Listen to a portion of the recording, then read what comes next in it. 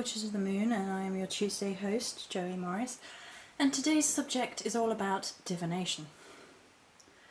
Divination is the practice of using different methods to try and gain a glimpse of the future, and is probably one of the best known and possibly best misunderstood arts within witchcraft. There are a lot of people that ridicule divination for all sorts of reasons, and it's kind of sad to see, especially when there is no research or realistic effort put in to understand what draws us. Divination is basically a way of peering into the unknown and trying to gain some measure of the energies working around it. It's not going to be a definite answer for all questions like some people might believe it is, because the future is a fluid and changing energy. It's picking up on general themes, general ideas, general things that might help us in the present to achieve a successful future, and sometimes warnings about negative behaviours that we may be engaged in that we need to stop. So I'm going to be looking at three in particular, which is tarot, pendulum and runes, and just discussing my experiences with each, as well as perhaps touching on one or two other ideas, because when it comes to form of divination there are many. There are people who can look into water and scry, there are people who look into mirrors and scry.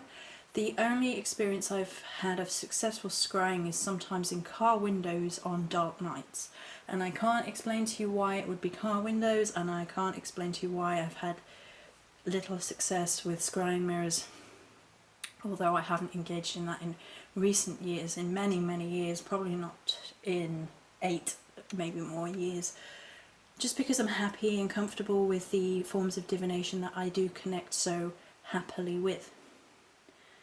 And I'm going to talk a little bit about the connecting with different types of divination, and the fact that certain divination methods, in even certain divination tools versus other tools within the same area, may or may not work. It's all about connecting. Now, I've mentioned my experience with pendulums before, but for those of you who haven't heard me say that on occasion, pendulum is the form of divination that comes most naturally to me. I have a very vivid memory of being about 7, of drawing a circle on a piece of paper, cutting that into intersections, and writing yes, no, maybe, and different responses in each segment of the circle, and then using a silver necklace as a pendulum. And a pendulum is basically holding an item on a chain or string above it and letting it be guided through spirit to the answer. Now, different people will give you different ideas of where the answer comes from. Some people say it's from spirits or spirit guides, and then other people suggest that your own innate energies connecting with the divine flow through you at this point and give you generalised answers that perhaps you already know deep in your heart, but you just need physical confirmation of. For this reason, I always suggest being safer and setting up a circle and connecting with your goddess beforehand. So, pendulum is the earliest version of divination that I ever did, and I currently have 2. The very first one I bought in recent times is this one, I believe. Let me just check. I don't want to pull the wrong one out first. Yeah, right. Which is Black Agate.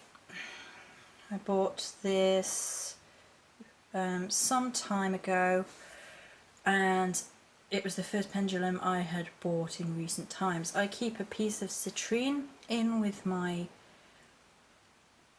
pendulums because citrine is a good positive crystal which renews its own energy and the energies of crystals around it.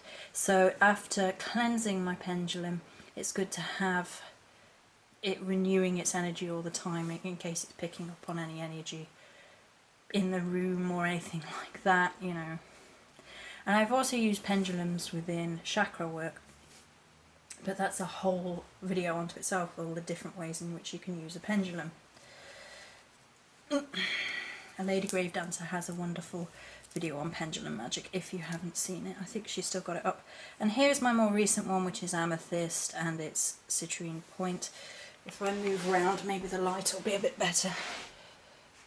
No? Alright, how about if we do this? That might be a bit too much light. But you can see... There, you see how it goes from dark to light and has an absolutely gorgeousness about it. And then obviously the black agate is fairly solid in colour.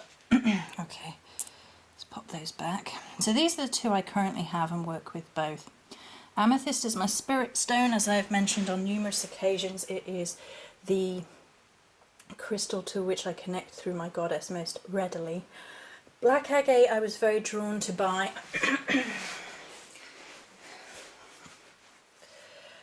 many months, well, it's a long time ago now actually, I can't even remember how long ago, but inspired others to buy black agate as well, but there you go. And it's good for dispelling negativity. It's a really good pendulum actually for chakra work, and it tends to be this one I do the chakra work with, and the amethyst I do the divination with. So if I just pick it up and you can see it swinging already. And the idea behind it is you can either draw a circle on a piece of paper like I do, you can use a spirit board like the incredible Sunshine Morning Ray makes. Whee! Yes please, says Pendulum.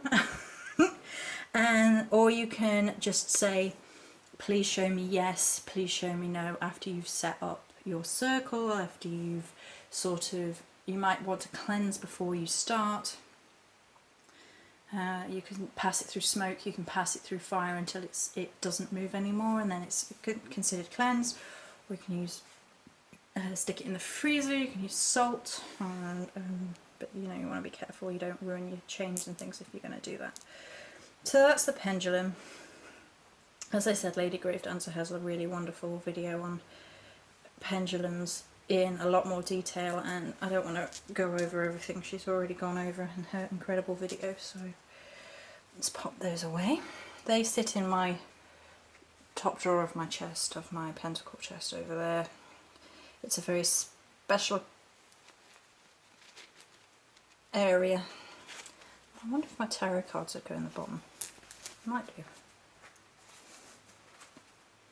Okay, tarot then being the next one, which is the cloth you can see below you. It usually wraps them up.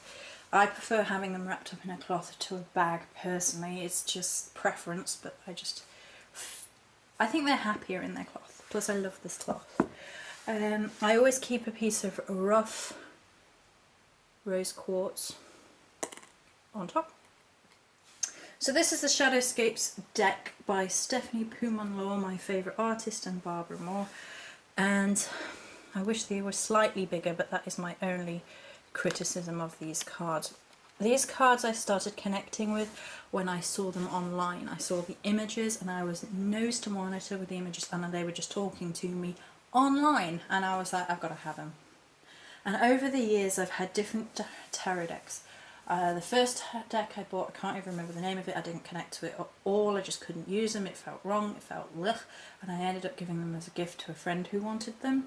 And the second deck I had was the Druid Wicket deck, something like that.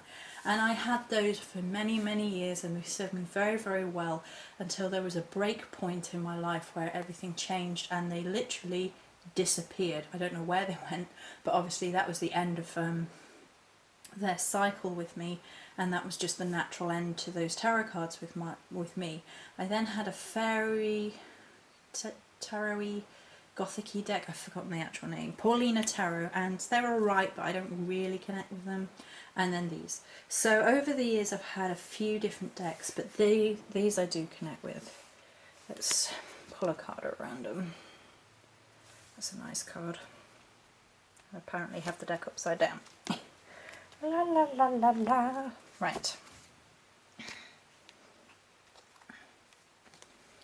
Four of Swords. So within the tarot deck there are the 4 different is it minor arcana? Am I saying it right? I don't even think about it very often. Yeah, major arcana and minor arcana. The major ones, for those who don't know, are... Oh, let's just use the book, it'll probably be easier than trying to find one. Okay, so, for example, in the lovely light, there's the Hermit. It's a shame the book isn't in colour, because the images are so incredible.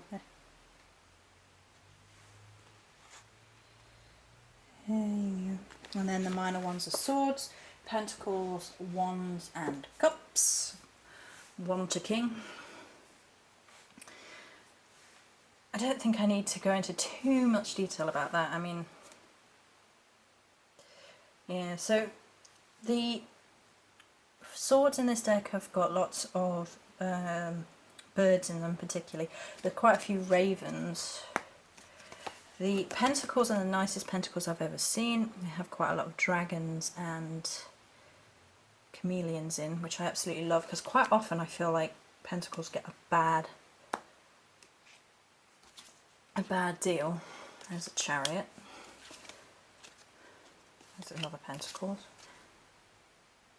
Oh, that's not a very good example of the Wands. The Wands are my favourite because they've got... Oh, well, there's the Cups. The Cups are quite mermaidish. Lots of turtles. Lots of deep blues. There's a couple of ravens for the sword deck. I mean, this is one of my favourites. Look at this. That's the World. It's incredible. Look at that. Tentacles. Oh, we need some wands. There we go. Aren't they nice? Look at the colours. Very autumn, very dusk, which are 2 of my PowerPoints. And Fox's Kitsune Energy, which I've been connected to recently. So tarot has a wide and varied history. The history of tarot is well worth investigating if it's something that you are interested in general, tarot. And they often get sort of ridiculed as being a game rather than a serious divination method. And it comes from the fact that in medieval times, tarot was used, cards were used for playing games as well as divination purposes. They tend not to be today, it tends to be playing cards, but then again you can use playing cards to divine your future with. So the thing about tarot is you may or may not connect to a certain deck. You might have to search around for different decks until you connect with the images.